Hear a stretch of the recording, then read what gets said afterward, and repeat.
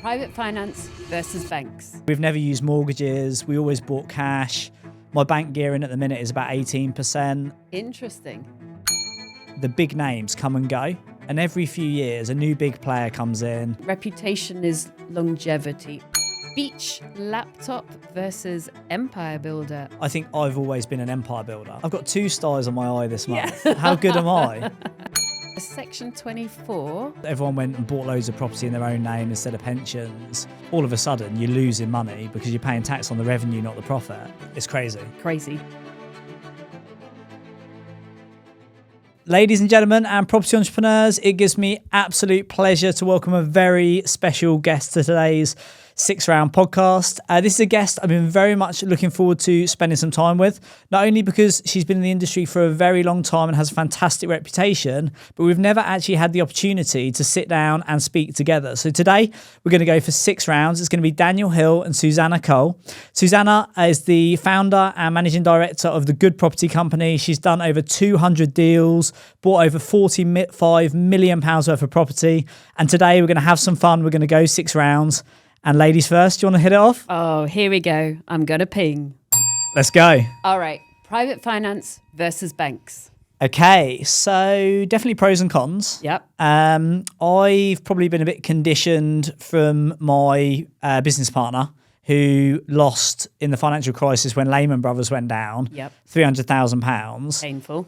Painful. Sorry. Yeah, absolutely. And he's always been anti-banks. So we've never used mortgages. We always bought cash.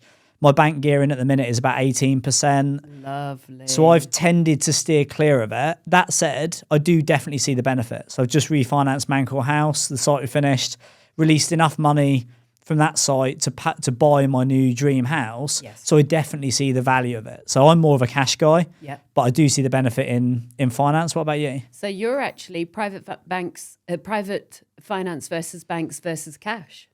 Interesting. Yeah, so I would tend to, if there was an option between going to the bank and borrow money at the minute 8% or using a private investor at 10 or 12, I would tend to go for 10 and 12 because it's easier. I can do it on a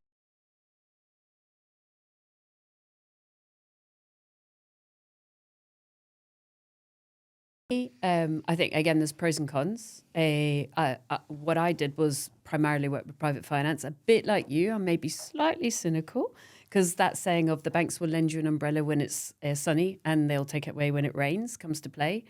So there's pros and cons. I enjoyed going to private finance because you can agree on a handshake and then obviously do all the legals, proper legals with all the kind of commitment in case anything went wrong. You can agree deals in different ways. It's very rare that a private investor will come away from a deal, but every now and again you do get a non-committal.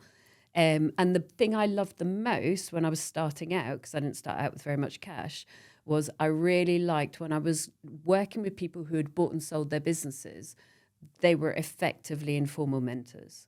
So actually it's that additional wisdom where they've been in the running of a business and now they're out of it and they're playing golf, and to be honest, they're a little bit bored, but they also don't want to come back into the maelstrom that is a business. So they meet you, you have a coffee, you get to know each other, and then they kind of enjoy going, let me drop in my hour and a half of mentoring, and then thank goodness I'm not working as crazy as she was in my early days. But in the meantime, you're getting world-class mentoring. So that was the best bit for me. Yeah, it's certainly my experience. When the first time I did a deal with my business partner in Manor House Developments, so he successfully sold his company twice for 8 figures. And the first deal we did, we went to get solicitors to draw up a contract, and it was 1,200 quid. And I said, "Are you happy to split it?" He said, "I'm not paying 1,200 quid. That should be 800." And I was like, this guy's got tens of millions of pounds and he wants me, he's quibbling over 200 quid. And that was the first realization of the reason he's got so much money is because he's like that sort of thing. So that you roll that out over the last 10 years and I've learned endless amounts, and it influences the way I do business now. Interesting. And what else do you take from him or other private finance people? And then I definitely want to come on to paying down an 18% because I love that, because that's my interest as well. So things I learned from him basically is, so he actually ran a very specialist railway signalling company, and his company was built on risk management. So if they were overran on a job, the penalty was like tens of thousands of pounds a minute if they were working on like a London, whatever, tube station.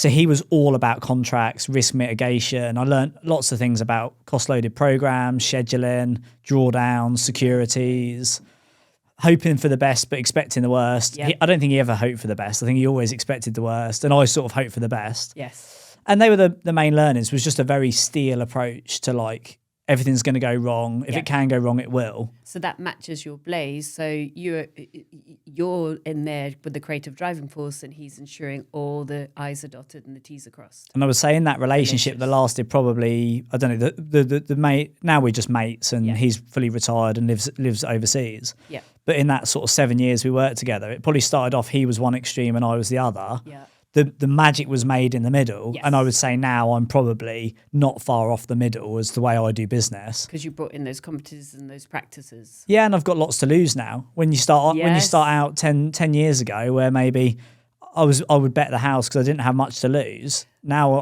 I'm in his shoes and I'm like, I don't want to make much more money, but I definitely don't want to lose any. Yeah. Because that was the other thing I found with private finance people. So you got this triangle of fundraising. You know, loads of people down the bottom. I don't mean the bottom in a derogatory way, but if you think about 50 grand per head sort of thing. Yeah, exactly, like a pyramid for folks that aren't watching.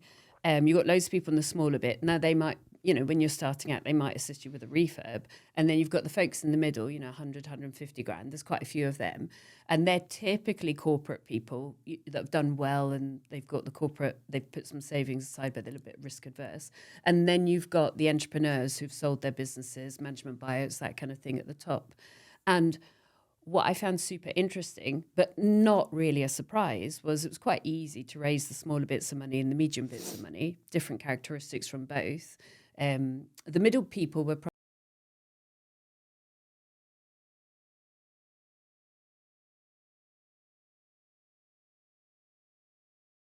and as an entrepreneur, you don't need to do politicking. You don't. So I'm not going to bring it back to my life.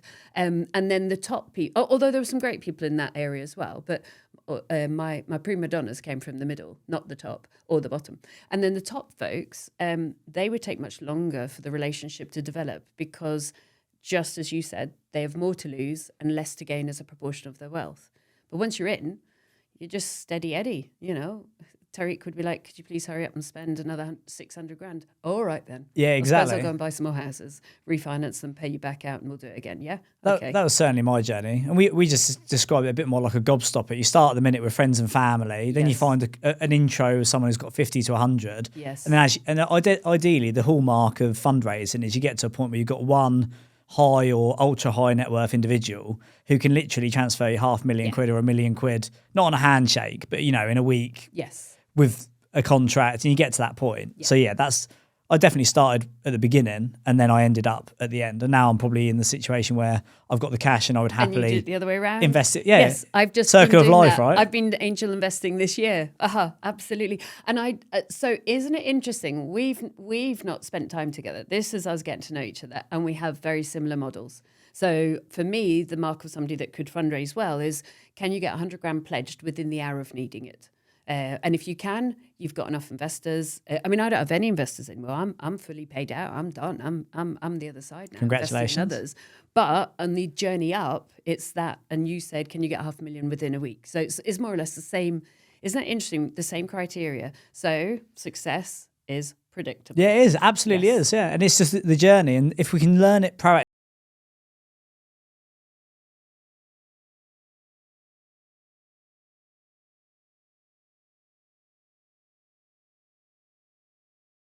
you know, the ideal scenario now is you can be self-funded because when you're using your own cash, Yeah. all of a sudden those returns are twice as much if you're doing 50-50s. So Yes.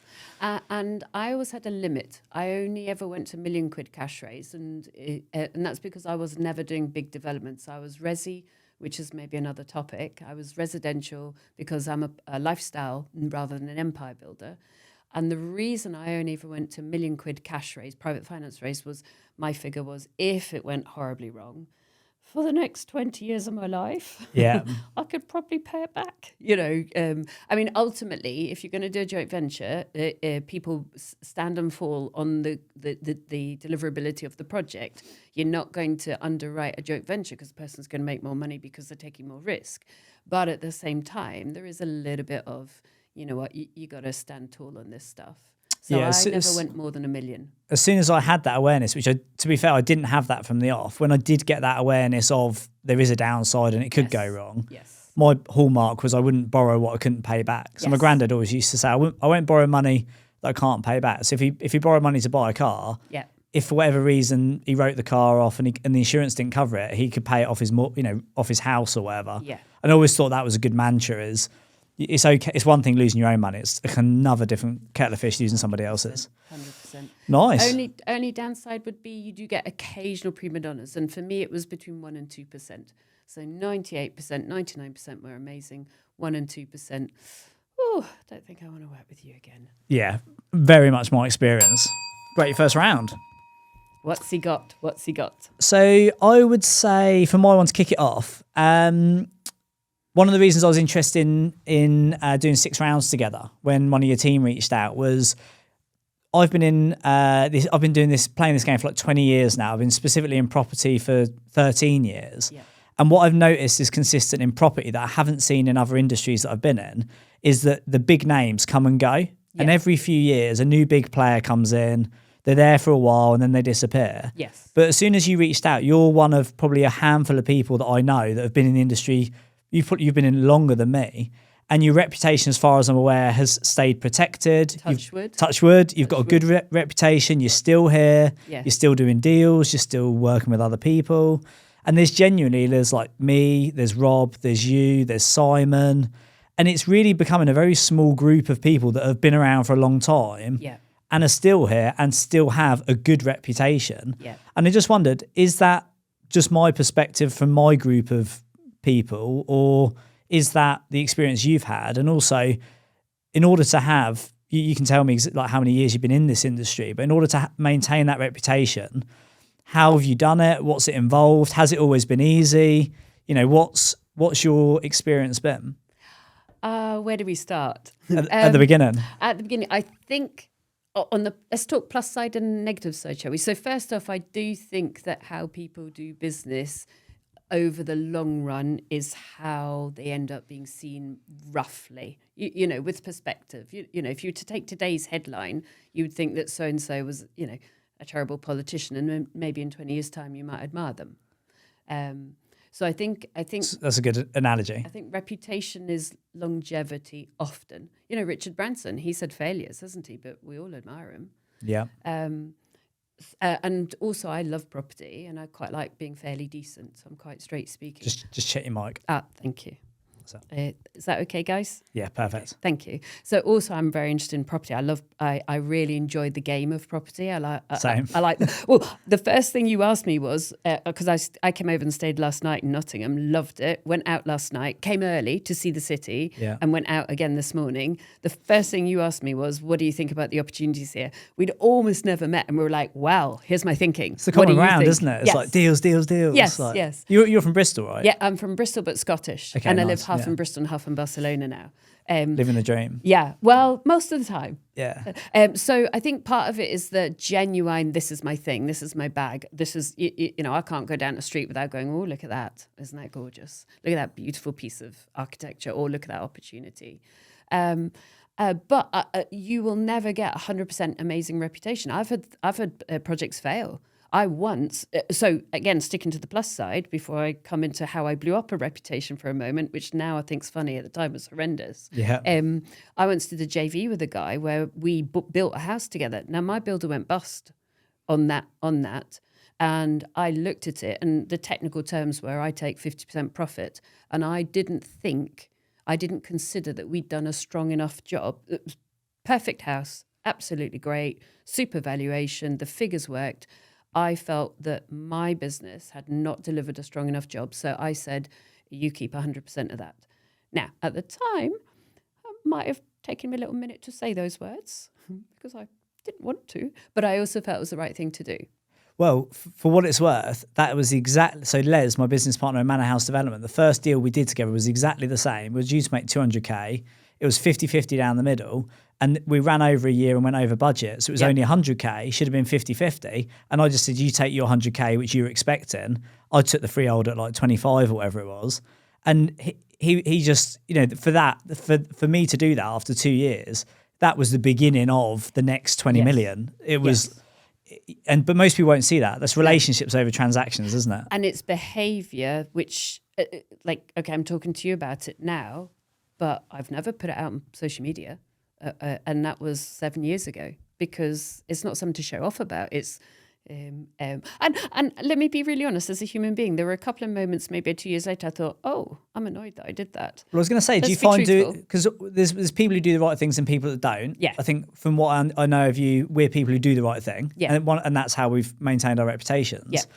But it doesn't mean that we find it easy doing the right things. Do you ever find it difficult to do the right thing where you know you could do the easy thing? Oh, no, I would still do what I would hope in my core, in my gut, in my center. Look, I'm physically like gesturing to my tummy now. I would still do the right thing. But it doesn't mean to say that a couple of times I might go, oh, I wonder if I would have, oh, I'm annoyed with myself. But I still did it because it was the right thing to do. Yeah, good for you. So let's be honest. Nobody's an angel. But yeah, no, I would always want to do the right thing because, as you say, it's relationship, it's behind the scenes. Can we talk about when I blew up my reputation for a moment? Absolutely. I think that's what everyone wants to hear. Probably. It was I'm really... not. Just to be clear, I'm not even aware of there it. you So, go. So which is probably a testament to how you behave. Isn't that delicious? Isn't that great? So years ago, somebody did a JV with us. Within 3 weeks, clearly it wasn't going to work out. The relationship wasn't going to work out, etc. Let's not go into the detail. So we said to the lady, look, you just take the property, you do it yourself. We'll write you a letter to confirm that contractually we're at the JV, so all the profit's yours, and therefore the management of it is yours. And, with kindness, she screwed up. Builders walked off site, all sorts of things, right? And 9 months later, I did loads of help behind the scenes for free because I realized she was screwing up. And then she came out and said it was all my fault. Okay. And because I was so cross, now never do this, folks, I might have gone on social media before I thought. I didn't have a cup of tea. I didn't sleep in it. I just went in and went, keyboard warrior. Take this. Hold my point. I didn't punch. I just went, well, am I allowed to swear in this? I didn't swear. Free bits. I just like, bollocks. That's just a load of crap, And because I'm known to be a decent human being, it was like, whoa, hold the popcorn. Because Suze is finally saying, that's nonsense. That's not true. And it blew. And it was quite painful. How did you feel after that? Not necessarily with the experience, but with you losing your cool. It took me, because I was so indignant, because this is the downside of being hopefully a decent person, is you try and do the right thing. So when somebody does the wrong thing, you're still feeling like you're indignant. So it took me a little while to realize that I was the one that poured petrol on that. Yeah. No one else but me. And did you learn? I suppose I'm thinking about, I'm obviously always processing my own experiences, and I lost my cool in an investor meeting in 2013 with one of my best friends, a couple of investors. And it came out of nowhere. This conversation was going nowhere. We were all looking at different windows on the same level. Yeah. And I literally just lost my cool and raised my voice, et cetera, et cetera. And that was that was in 2013. That was the last time I've raised my voice, lost my cool, because I was so embarrassed with myself. Yes. When you raise your voice, you lose control. Yes, exactly. Nobody ever won an argument by shouting. No. And I learned a lot about that. And I just observed one of my dearest friends the other day. She's got this beautiful daughter called Margot, who's almost 3. And they came round, we were spending time together, and Margot did something little. And she said, now, Margot, when we hurt somebody, what do we say? And Margot went, sorry. So cute. Yeah, nice. And I think it just took me a little while. So I learned that you can't. And I also, this sounds terribly indignant still, like I'm still taking my position of righteousness. But I also learned that terrible saying that you can't play chess with pigeons. If somebody's decided that there's a certain scenario, I spent a week analysing the deal, doing a report, doing a full investigation, just in case we had cocked up, and then published the report on this same website. Nobody cared. Yeah. And I was like, oh, I didn't understand that. So, wow, there you go. Painful. Yeah, well, that's good. I heard a good saying recently which said you can't do good business with bad people. No.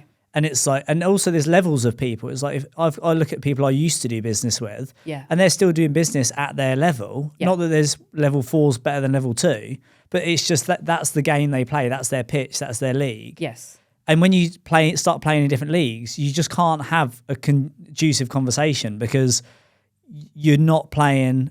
And to be frank, big boys games and big girls games, big boys rules and big girls rules, right? Yeah. So if you want to sit at the table with the big boys, Yep. you need to behave in a certain way. And the things that got you your first 10 grand are definitely not going to get you your first 10 million. It's like you have to grow up as an individual. If we go back to our previous round, don't know if that's part of the rules. Yeah, absolutely. Talking about one of my bigger investors, I always knew that when we agreed something, it was agreed. Now, of course, you know, he was a sophisticated investor, so of course he's going to have the proper legals, as was I. But he never went back on his word. And that was really interesting. And you think, this is the guy that's made millions. And so you observe behavior. You know, success leaves clues, doesn't it? I think Simon and I, just to finish off, spoke on our 6 rounds and he said, my word is my bond. Yes, I was enjoying. And you were talking about trust, weren't you? And I'd never really acknowledged that a bond is a security, isn't it? When someone says my word is my bond, about, you know, a month ago, it dropped for me. I was like, wow, that really is what it is, which is very powerful. Nice. Over to you. All right. Contentious one, this. Let's discuss. Usually the best. Section 24 and houses in personal name or limited company if you, certainly I did, built your major portfolio in your personal name. Okay, so for those who are listening who don't know what these are, Section 24 came out in I don't even know, was it 2016? George was Osborne. What year was it? I forget the date, but it was on tapered. There was a number of years of warning and then it was tapered for a number of years. Basically, buy-to-lets came in 1995, I think it was. Everyone went and bought loads of property in their own name instead of pensions. Yeah. And then George Osborne had this strategy that wanted to basically move property investment from a cottage industry into a corporate one. Yeah. So he removed the ability to offset interest, where at the time we were getting £600 a month rent, £500 interest or whatever it was. All of a sudden you're losing money because you're paying tax on the revenue, not the profit. Yeah. So everyone had to do things. Yes. So I basically incorporated. Did you? I did, yeah. Yes. And in the short term, it was very painful. Yep. So it cost me tens of thousands of pounds. I think my accountancy fees with Acuity alone were like £40,000 plus solicitors. Yep. There wasn't any stamp duty, I don't think. Maybe there was. Somebody correct me if I'm wrong, but we incorporated and it was expensive at the time. But the good thing was it reset my capital level. And I actually exited that portfolio in 2020, I think. And what it meant was I didn't pay any capital gains tax on the profit, which was the best part of £1 million. And also somehow indirectly, I've ended up with this capital offset on my balance sheet where I've got 300 grand's worth of losses on paper, which means I can offset 300 grand there and not pay profit on it. So that was what I did. I incorporated, and ever since I've bought everything in limited companies. And actually, as an entrepreneur rather than like a landlord, it makes more sense to me. I like limited company structures. I've got a really, what I think is quite a sophisticated group, not complicated, but savvy group structure.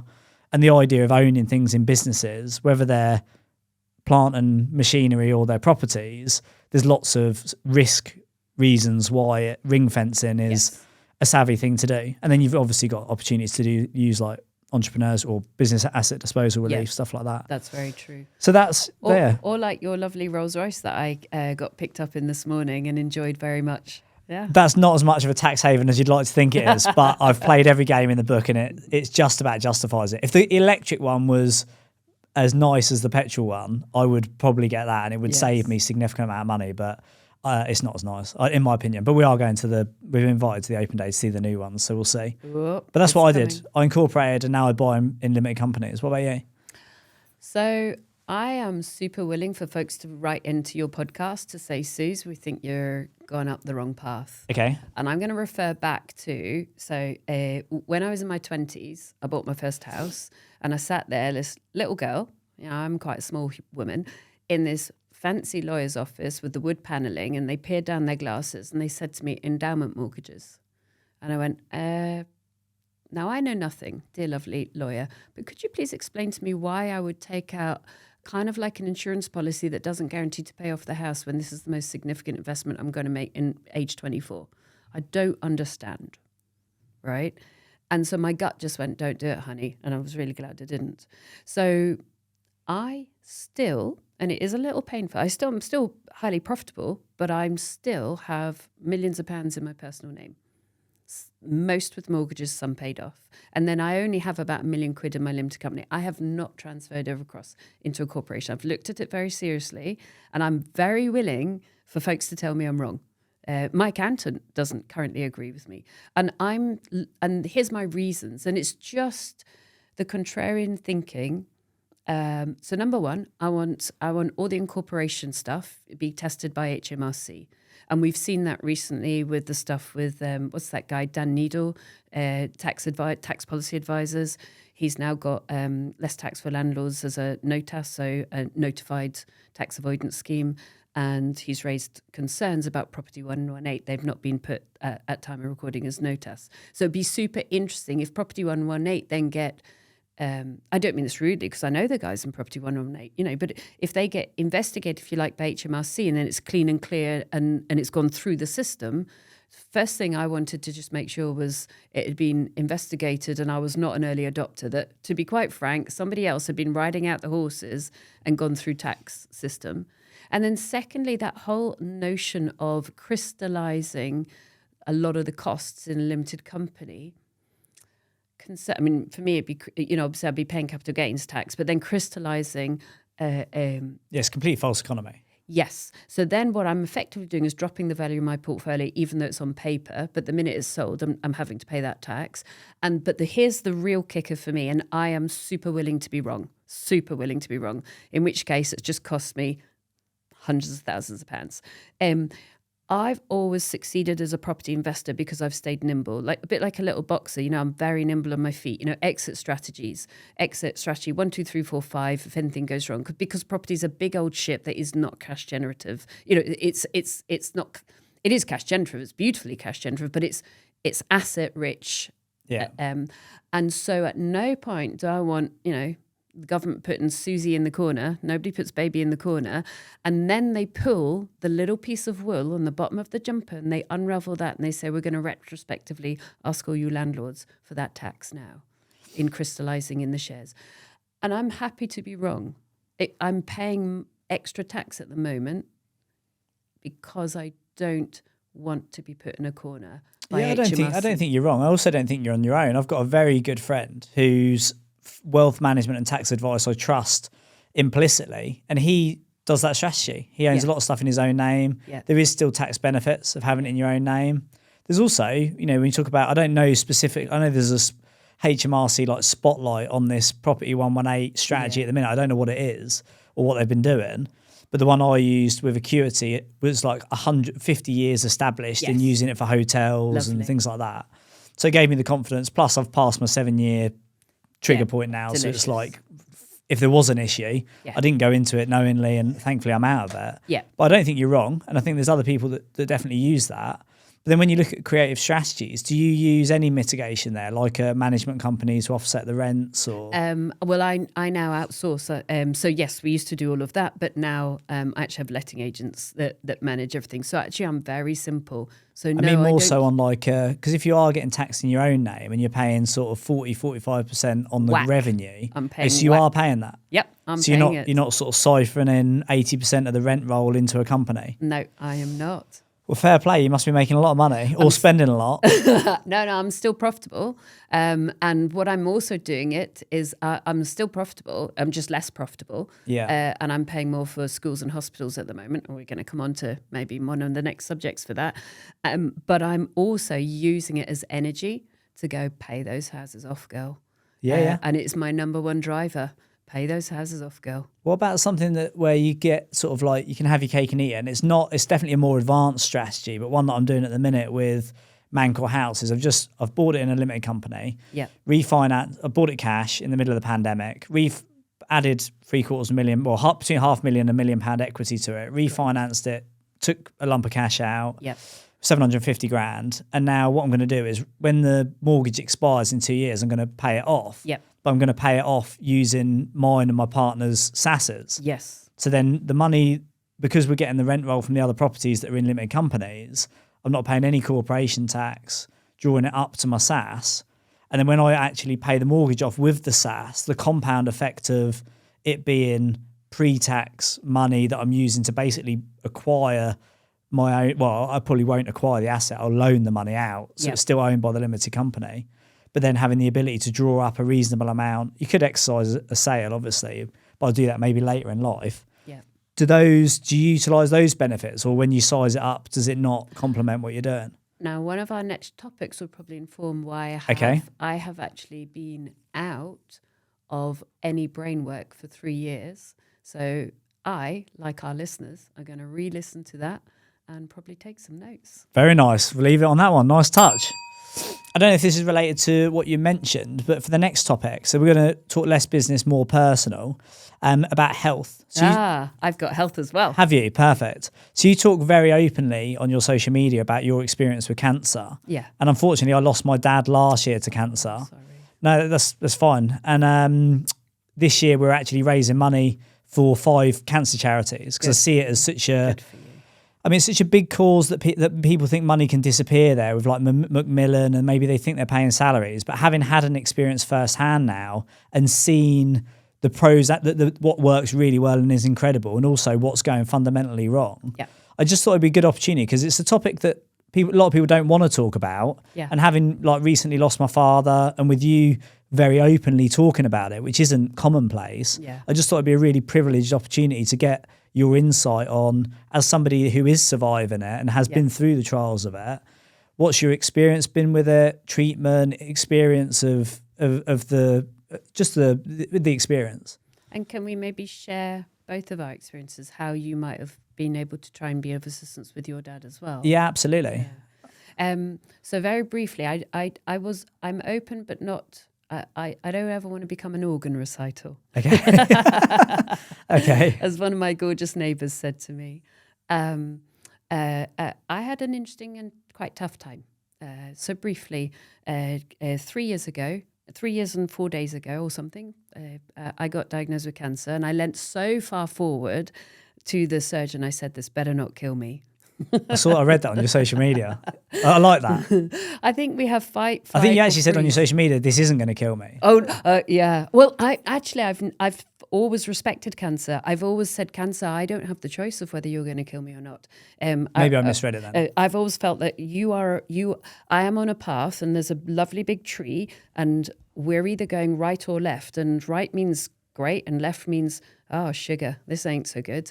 And my job is to do everything I can between where I am now and where that big tree is. And that's always been my visualization.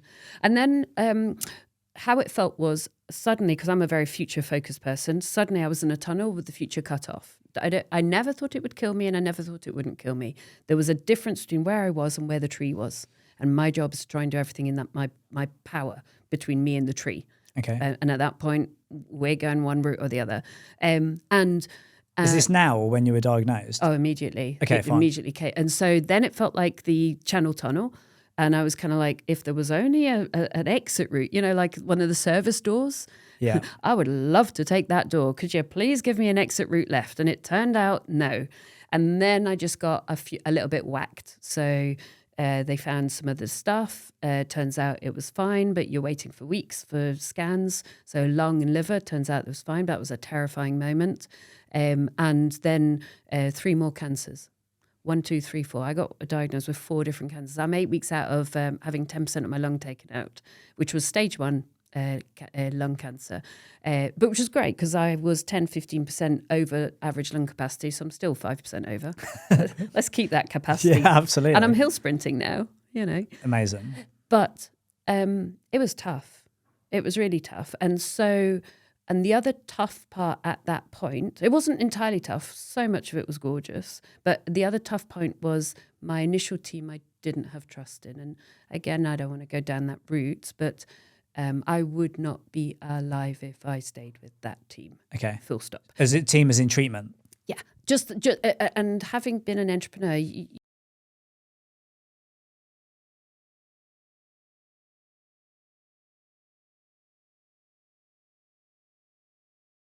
and either don't know what they're talking about or it's wrong. And that was definitely my experience with my dad and his treatment. was it? Yeah. Yeah, it was he had to basically manage the process. Oh my Lord. Like he knew his pills, his injections, Yes. his blood transfusions. Yes. He would be telling, and people would come to inject him with sedatives, and Yeah. he'd say, "I'm not supposed to be having that for another week." That's it. And it was like there was lack of. I mean, I think it's just Cohesion. they just didn't seem to know what was going on. But then equally on the same side, the science side of things. Yes. When they were explaining chemotherapy and blood transfusions and blood transplants and stem cells. Yes. And you start to realise there's this whole world that hopefully people listening to this never experience. But half of them will, 50%. yeah, 50%, absolutely, which I didn't realise this year until we started fundraising for it. You open that door and all that stuff's going on and you just think if it wasn't, Yeah. like stem cell research. My dad had a very acute version of leukemia, which only 1,000 people a year get. And 5% of them are over 60 and he was 66. Yeah. But there was a specialist department of Macmillan that specialised in this acute. Beautiful. And you just think, wow, like how did that? And when people say, oh yeah, AI is scary, we should stop it, we don't want it in our lives. No, it's the most exciting if there's thing anything ever that's going to for speed up medical development. Yes. So yeah, that was a little bit. So what I did was appreciate that one particular team was a little bit dysfunctional. It was very distressing, and you're in free will cartwheel, and then I took charge as any kind of person would eventually. You know, I discussed it with them I discussed it with them a number of times. I don't trust the team here at the moment. We need to talk about this, and so I changed teams. And that made a huge difference. And it moved me from reactive to proactive. Just out of interest, was that NHS or private? Or did you go from NHS to private? I went from NHS to the Royal Marsden. Okay. Yes, stunning. And is that NHS or is that private? No, That's private. I spent over 150 grand. But it's fine. It's saved my life. Yeah, I mean, what else supersedes that as something to spend your money on? Yeah. What, as far as perspective goes, because obviously saw my dad go through it, Yeah. and then, but I can't ask him these sort of questions. When people say about things in life, put things in perspective, near-death activity, cancer as an example.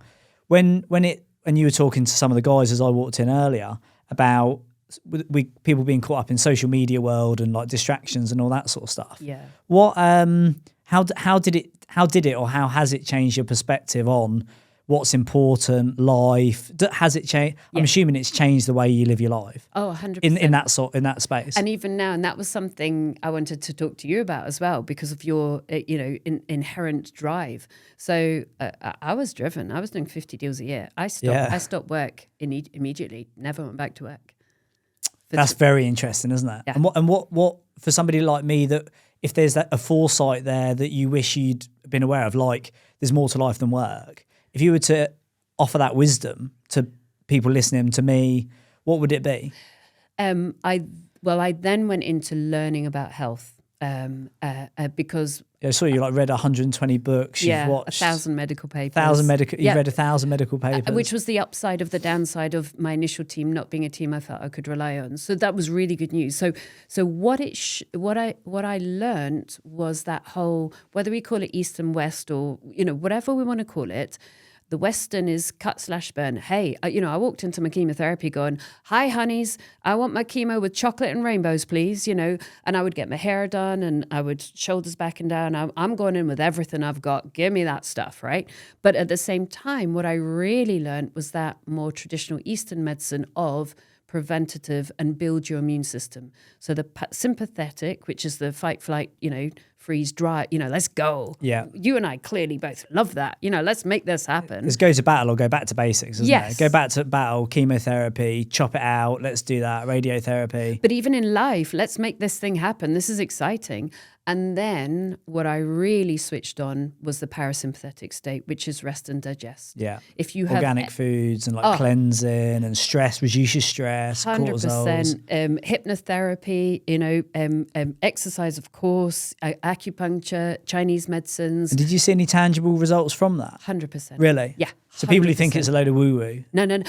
Because I'm the daughter of a maths professor. Yeah.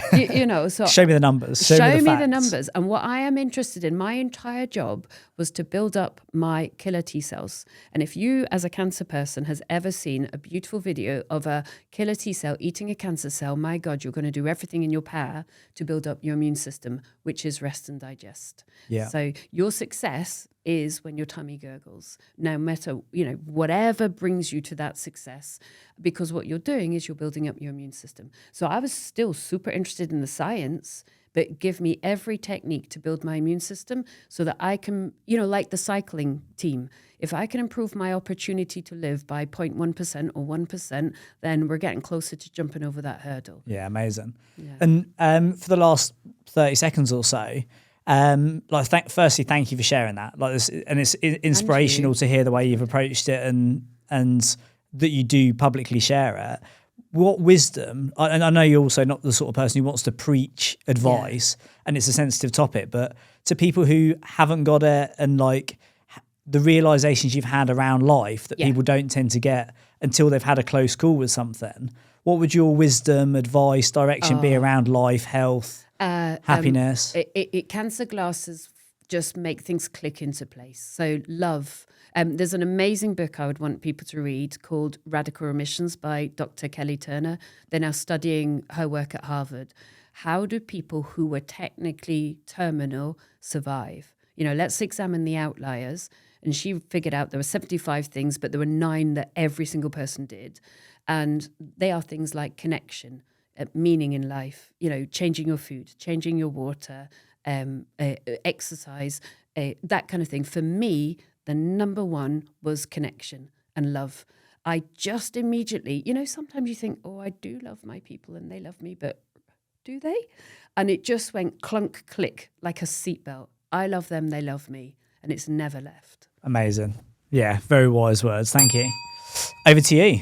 Ooh, okay. Beach laptop versus empire builder. And I say this to you, having us both been in industry, and it's a pleasure to be here, by the way. It's a pleasure to have you. Thank you. And knowing that we've kind of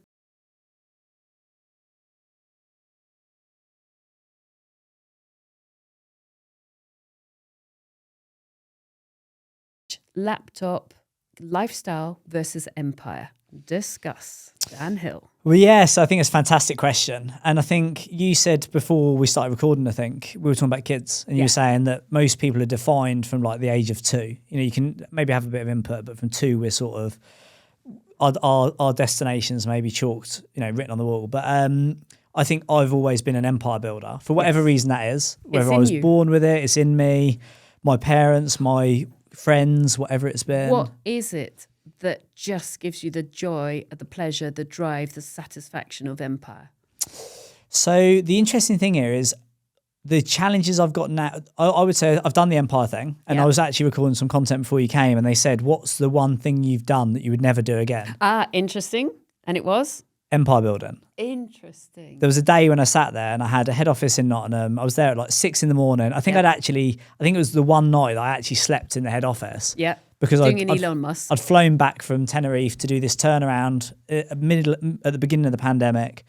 And I was sitting there and I had 40 plus team members, 8 offices around the UK, head office. And I just thought, this isn't fun anymore. This isn't what I signed up for. All my mates have left. Yeah. I'm making some money, but it's not enough to warrant my life. I look tired. I feel out of shape. And I just from then started unwinding. And now my biggest challenge is, I loved it, don't get me wrong. And I've got what did you love about it? Just before we leave that part, because there's a satisfaction there too. Yeah, I think the empire builder element is like go hard or go home. So there's the drive masochistic element of it, which is quite pleasant. Oh, there is. If you're like, I'm so tired. Yeah, and it's a badge of honor. It's like, look at me. Into yourself. I've got 2 stars on my eye this month. How good am I? So yeah, it's definitely that. There's a masochistic element.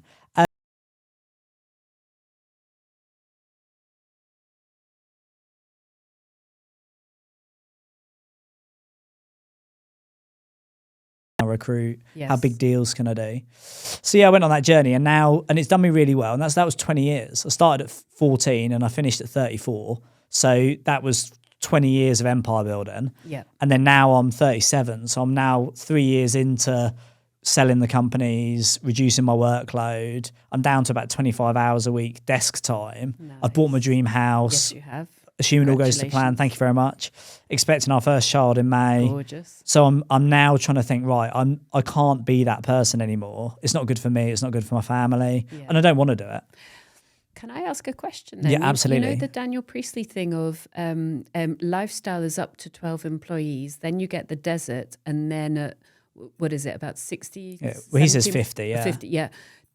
I'm just wondering, without knowing, because we're getting to know each other, were you in the desert? Yeah, so we did what was supposed to be 2 years, ended up 3 years, and we called it Crossing the Desert as a strategy. So Daniel Priest is a very good friend of mine, long-standing mentor, and we did cross the desert. So I put 180 grand into multi-let, and we went from making maybe 10 grand a month to losing 18 grand a month. Ow.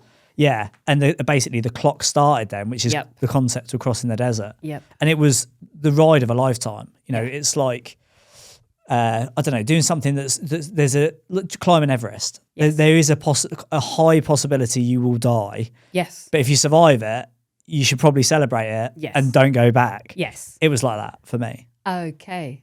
So what I'm on the lifestyle, I'm cheekily calling it the beach entrepreneur, just because of fun. What attracts you to that now, and what do you think you'll miss? So the ironic thing is, I'm big into self-development, and I'm still trying to learn who I am. And every year on Property Entrepreneur, we use these blueprints, and you learn more and more about yourself. I tried retiring in 2022, and it was an absolute disaster. Why? Because one of my mentees said to me, "You'll never stop working." And when I got diagnosed with cancer, I stopped overnight. Adored it, but also enjoyed working as well. But I was very okay with not working for 3 years sabbatical. I suppose in one hand I'm fortunate, in the other hand I'm not fortunate to have had that extreme circuit breaker. Yes. So I went from doing maybe 70, 80 hours a week to doing 12. Yep. So I was literally sitting in cafes on an afternoon reading a book, feeling very lost, unhappy. I started playing the piano, doing all these things that I sort of thought would make me happy.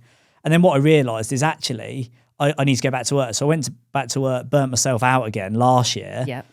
And then this year, my plan is, so we've got fast lane, which is where I've lived. Slow lane was retiring. And this year I'm doing the middle lane. Yeah. And the aim is to enjoy my work like you would enjoy a fine meal. Yes. But don't stuff my face till I'm sick. So where will the satisfaction come from? I know where I get the satisfaction, but tell me where yours will be. Well, because it won't be as adrenaline driven as the fast lane.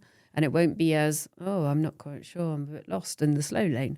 And this is the new level of discovery, is what I'm basically doing is going back to when I was a young entrepreneur and I loved it. Yeah. And I'm doing the things, so I love creating things. Yes. I love doing a really good piece of work. Yes, and that was it. That was going to be my thing. Was it? The job, the satisfaction comes from a job well done. It's almost being a craft man or woman entrepreneur. I don't mean you sat there, carving a bit of wood.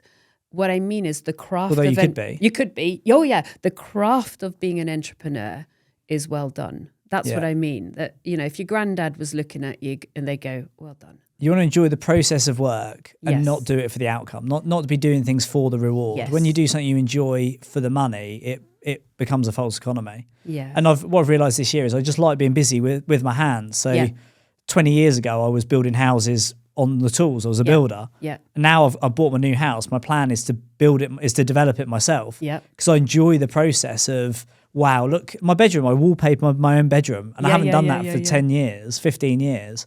And I lay there every night and it's not perfect. Some of the picture hooks are a little bit off and there's like a line that annoys me. But I look at it and I'm just so proud that I've done it and I enjoy it. And last week I did a huge project for Property Entrepreneur.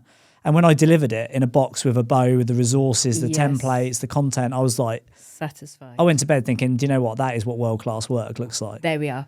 So it's the satisfaction in of itself, no matter what the actual work is going to be your new driver. That's the ultimate. So and so this year, it's things like one of my objectives this year is called working in the garden. Yeah. And what I mean by that is working as in like collecting sticks for firewood. But while I'm doing that, I'll be thinking about other things. So I'm working in my head. Whereas it's very easy as a workaholic. I'm like I've got very addictive tendencies. So whether it's training or business or anything, I can get addicted very easily. So normally you think bigger is better. Yeah. And I wake up and it's 3:45, or I wake up one day and it's 4:45 in the morning. I'm already at my laptop. Bouncing out of bed. I'm worrying about, or I'm at my laptop at 5 a.m. and I'm thinking, I should have been here at 1:45. Yeah. And you sit there and you think, how the hell did I end up in this place? Yeah. And it's just a death by 1,000 cuts. So So I think there's a couple of habits in there that I've learned from the previous topic, from cancer. So things like circuit breakers of 7-minute yoga. Okay, nice. 2 or 3 times a day. It just resets, which is quite nice. I mean, I'm really talking 7 minutes, not an hour. So that's one interesting habit that definitely circuit breaks for me. And when we were doing 50 deals a year, I needed my PA to book me massages. And I'm going to embarrass myself now and say I would drive to the massage because I wouldn't want to let the masseurs down because then they don't get paid. Well, I mean, obviously you'd pay them still, but you know what I mean? It's not fair to let someone down. And I would be driving there thinking, who the blinking heck booked this? I'd be pretty cross. And then I'd get the massage and then I'd go, Suze, honey, you were a little bit stressed, weren't you, darling? That you're actually cross that somebody booked you a massage. Luxury. Yes. It's not a luxury, it's an obligation. It's like it's a requirement. And then the other thing coming back, so I'm literally 2 weeks back into my business after a 3-year sabbatical of love, and lots of treatment, lots of stuff. Yeah. I've got a really dear friend who's now in Australia who went to the Olympics, and I went and supported him in Rio 2016, who's a weightlifter. And he used to train, Monday, Tuesday, Wednesday. Thursday was light training, big Friday, Saturday, and then Sunday was light. So I actually have reinstalled that kind of pattern. So Monday, Tuesday, Wednesday, Thursday, I always have Fridays off. And then if I'm interested in doing work that's quality. And do you have any, I get the impression you probably don't now, but my big whole thing is rewiring my brain. Yes. To be a chairman, I need to be on my own, working. Yes. Whereas my managing director blood that's still pumping through my veins is like, you need to be on WhatsApp, you need to be responsive, you need to be available. Any words of advice to finish off this round on making that transition? I would call it a dashboard and also calendar management, which I'm sure you do with is it Emma? Emma, yeah. Emma, yeah, your PA.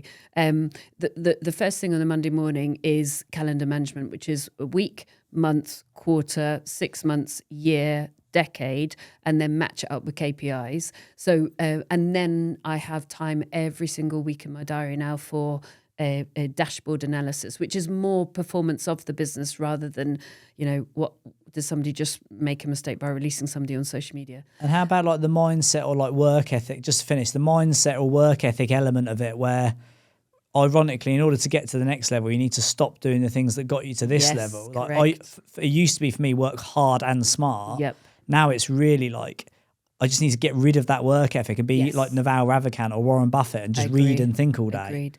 So what about that? I don't know whether you will get it from your internal driver, which has effectively seen success from a certain pattern, or when you coach or when you are being coached. Both you and I, like I used to do Olympic weightlifting, and my coach went to the Olympics. And I know that you do a lot of strength training and but is it bodybuilding, isn't it? Yeah, I did bulk last year. I'm middle lane in this year. Okay, middle laning no bulk, this no year, cut. people. Okay, but as you get better coaches, your technique improves. So I couldn't have been an Olympic weightlifter and go to competitions without an amazing coach. So it's probably about elevating your coach so that you are seeing those patterns being demonstrated, and effectively the movement pattern becomes a cerebral pattern, and then you're absorbing it in. Sage advice. I'm actually playing snooker this afternoon with the guy that I bought my house off. Yes. Because he's living that lifestyle where yes, a busy day for him is like 3 hours in the office. So that's very reassuring. Thank you. Right, to finish, I think it's me to finish, isn't it? I can't believe it's finishing already. Can you believe it? I've so enjoyed this. Yeah, likewise. It's been very, very easy company, very, very interesting conversation. And isn't it interesting that, have we ever met? If we have, it may have been in passing. We've never stopped and spoken, as far as I'm aware. Not. In 10, 15, 20 years of business, yeah. And there are so many crossovers. Isn't that interesting? It is interesting, but equally it's not, when we say success and failure, very predictable. Like if you look at what you've achieved and how long you've had your reputation and all of the way that you've managed to successfully go through your treatment and all that common ground is, there's very few people who have those attributes. So, and like you said about, it's mindset, it's personal development, it's doing the right thing. So it's patterns. Yeah, I think it's like, Yeah, and the longer you go, what I find is with personal development triangle is the higher you go up the triangle, the less people there are. Yeah. So it's like if I asked you, gave you a pen, and you filled 2 pieces of card out trying to figure out your rounds. If I gave you 1 piece of card and said write down every name in the property industry that's been around for a decade and will be around for another decade, Yeah. and has a good reputation, Yeah. you probably know more people than I do, but it wouldn't take me long to write them down. They'd overlap, wouldn't they? Exactly. Yeah. There you go. So yeah, shared sentiment. Last, I better make sure it's a good one to finish. Here he goes. One to finish. I'm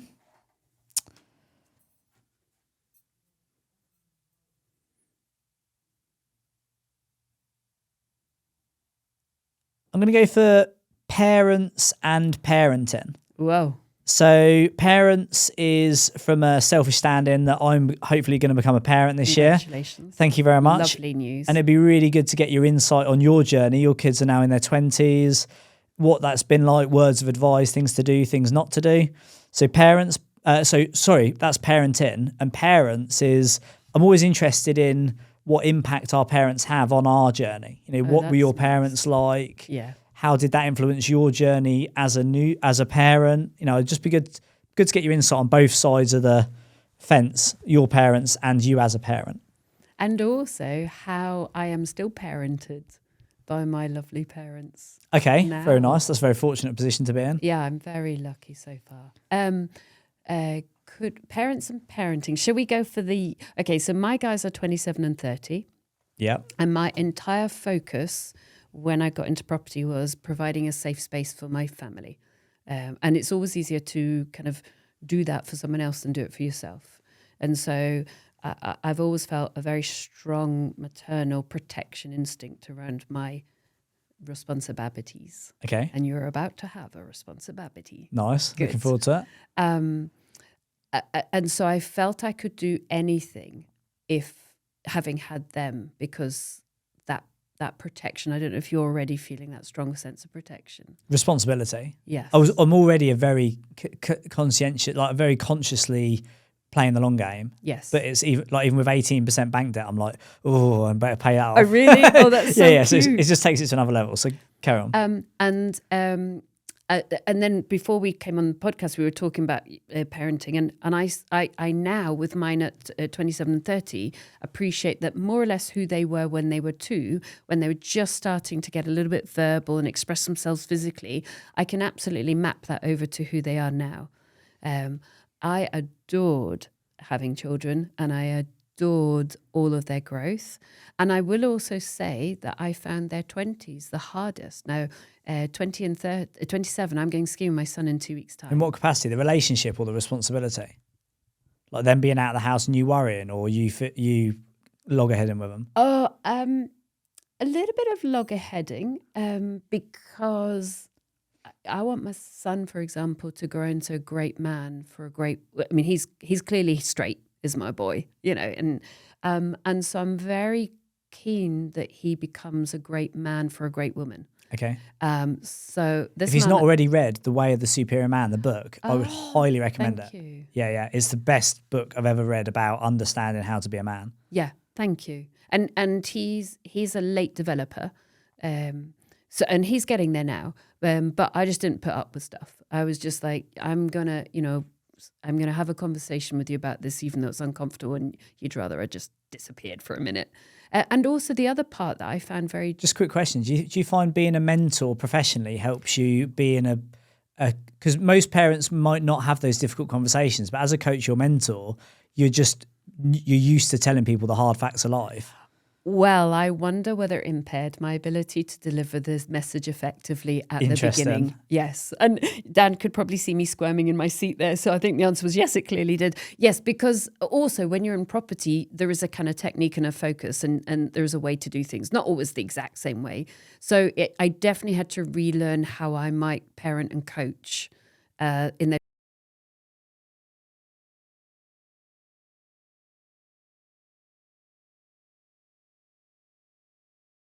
And then I brought in a little bit more discipline, which was hard fought against and now is What respected. Age? Oh, 20. Oh, okay, interesting. Yeah. Which you'd have thought the horse has bolted by then. Well, you would have done, but it hasn't. And he's a beautiful young man. he texted me this morning, he went to go and see Jay Shetty, and he actually got up on stage, and I was in my pajamas going through cancer. He was in Barcelona with his girl, and he got up on stage and said, I just want to call my mum. I don't always feel I connect properly with her.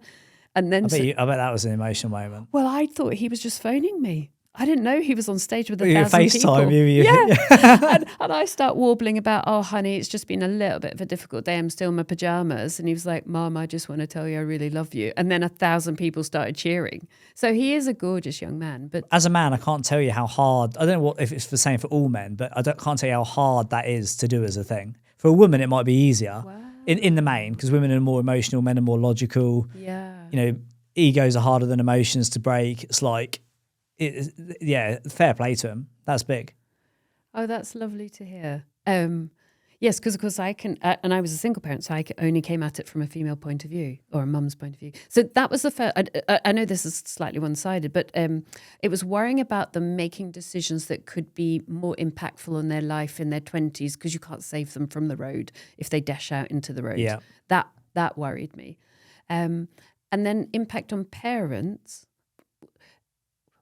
Just on the kids, just before we move on, because I'm really enjoying this conversation, and we're going to have another 5 minutes. Right. On the side of when they're born, you say about personalities and sort of letting them do their thing, and then maybe pulling them in at a later age. What do you think children are born with personalities? Oh yeah, don't you? Well. Yeah, I mean, you're just about to enjoy this adventure very strongly. Well, I've seen, I tend to see children sort of grow up, if they're soft children, they tend to grow up to be soft. I just wonder, are they born with that? Is it the first 2 years of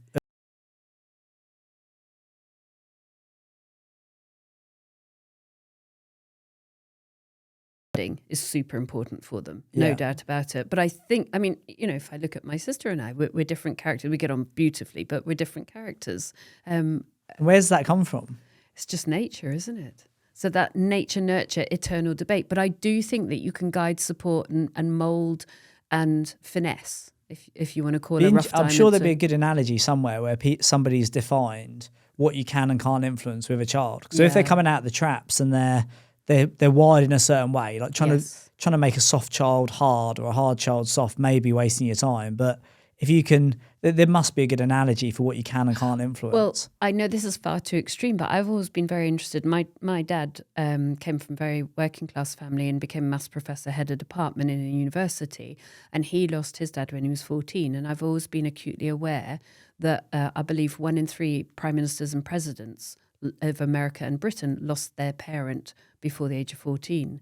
So there's something around a traumatic early experience propels some people in one direction and possibly some other people in another. So it's always about how do you respond to experiences. We normally find success broadly is driven from a trauma, a loss, a weakness, a self, whatever.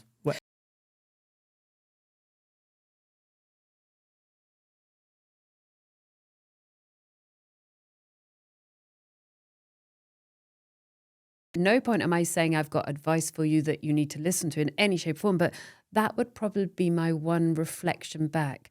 I so was interested in protecting my beautiful little responsibilities that I didn't maybe give enough edge and discipline that had to come in later, that if I were to do it again, I might consider doing it. And why was that? Why didn't you? Because when I look at my relationship with my partner, we've got 2 dogs, and she's definitely the more disciplined. Great. She's going to kick ass then. Yeah, so it's like, I suppose it's like, why didn't you discipline? Did you want to be their friend? Did you just not realise they needed disciplining? Why did you not discipline? Oh, well, first off, they were nice kids. They weren't naughty kids. They were superhuman beings. But also, I think my sense of maternal protection was so large, Mama just wanted to protect. Okay. And sometimes, disciplining is a protection. Yeah, well, my mum didn't discipline me at all. It was basically do what you want, do whatever you want.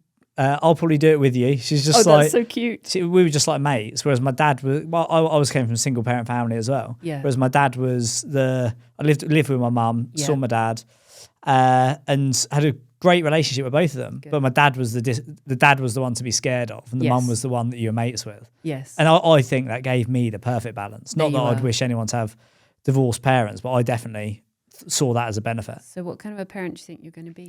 I don't know, but my naive, uneducated view is I think I'll be a very similar parent to I am a person. Right. So like you and I have spoken now, if we went to the pub, I would probably speak exactly the same. I might swear a bit more. Yeah. Like, and be a bit more casual, but I'm not like a character that's walking through life. I'm just a person. Yeah.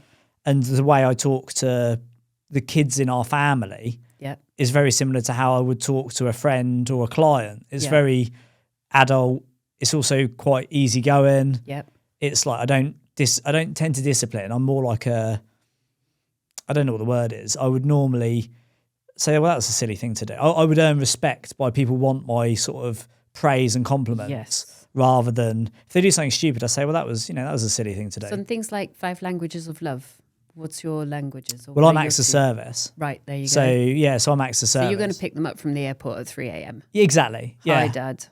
They said, still coming out of the party the night before and still a little bit drunk when they're 18. Yeah, I'll be doing acts of service, and I'll probably expect acts of service in return. So what happens if their language is something else as your child? Well, that's the double-edged sword of love languages is if you don't know what your partner's is, not only are they not giving you what you want, you're giving them what you want, which completely shoots in the foot because they don't understand I'm running around for Sav, my partner, serving her because I think it's important. She can give a toss because she's quality time. Yes. If I spent 3 hours with her on a Wednesday because it's date night, she would be happy for the week. Whereas I'm running around spending 7 days cleaning the house. I'm not cleaning the house, but you know what I mean? Yeah. Running around serving do the wallpaper. her. Yeah, do the wallpaper. And she's just not bothered. So what love language are you?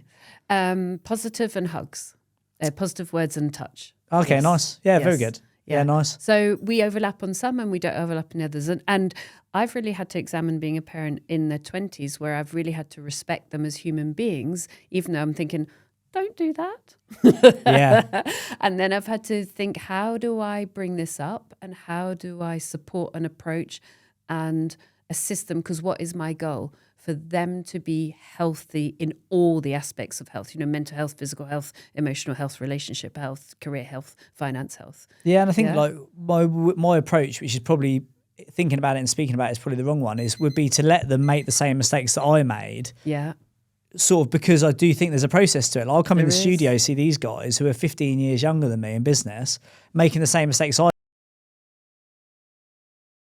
do sometimes. I'll say, look, I'll give you this feedback, but just let you know, I know you're not going to listen to it because you know better, because I knew better when I was in your shoes. Yep. One final thing to finish this great 6-round episode on the same topic is, do you think the way your parents parented you influenced the way you parented your children? And if it did, how? Yes, in positive and negative. And I get on great with my parents, but they did drive me nuts when I was younger, as probably most people. So positive, my parents are thoroughly decent human beings. If my dad says he's going to do something, he's doing it. If my mum says she's going to do something, she's doing it. My mum is so kind. My dad is driven, focused, logical to the nth degree. Maths professor, of course he is. So there's lots.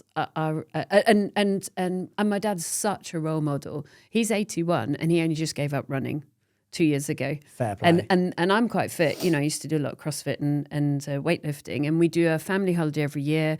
This year we did cycling and walking every year for the last decade. We've gone up mountains. We did the Mont Blanc tour 10 years ago, and he's 82 next year. They're all coming down to Bristol. We're going to do it at my house this year. So that is supersonic role modeling, and my mum is so kind and so nice. And then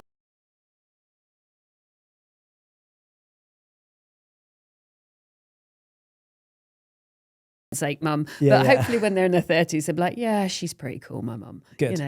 And then again, just to go back to cancer, my mum was I am much more emotional than my parents. My parents are very logical. I would definitely suggest there, if there's a scale. Yeah.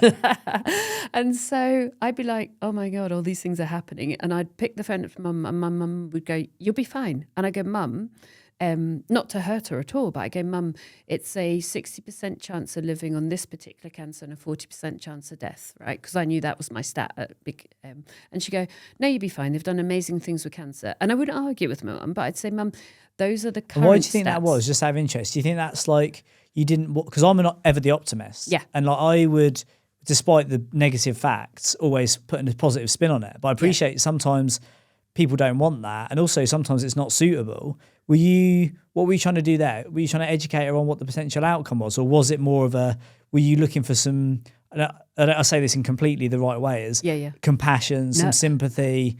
She didn't seem to understand it. And actually, because you're emotional, you're like, Mum, just feel for me. Well, my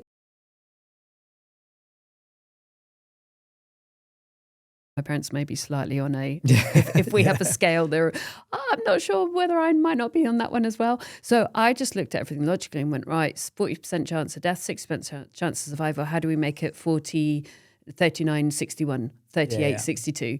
And I don't think she emotes very much. So she was like, no, you'll be fine. And how did that negatively implement, or how then did you mirror that in your, we are going to finish now. Yeah. How did you then mirror that with your children? Oh, well, if I can finish my mum first. Sorry. What I ended up doing was, it used to make me giggle. I'd be like, oh, she's doing that cute thing of not understanding statistics. And my cousin said, for an intelligent woman, she doesn't understand stats, does she? So what I used to do when I was worried is I'd phone up my mum and go, Mum, I'm a bit worried. And she'd go, you'll be fine. And I'd be like, okay, well, it was like phoning the speaking clock. And was that reassuring? So cute, so cute. But did it give you what you needed? Yeah. So, well, just that my mum loves me. That's all I needed. My mum loves me. You'll be fine. Even though statistics hadn't quite sunk in. So how I mirrored back to my kids, I understood that parents drive you nuts in your 20s when you think you know best. And sometimes, as much as you want to catch your child, you got to step back and just be, I'm there when you land. Yeah. On that note, beautiful. Really appreciate it. Susannah Cole, Daniel Hill, 6 rounds. Do you want to go? Okay, here we go, folks. Lovely job. Thank you very much. I enjoyed that. So did I. That was really fun.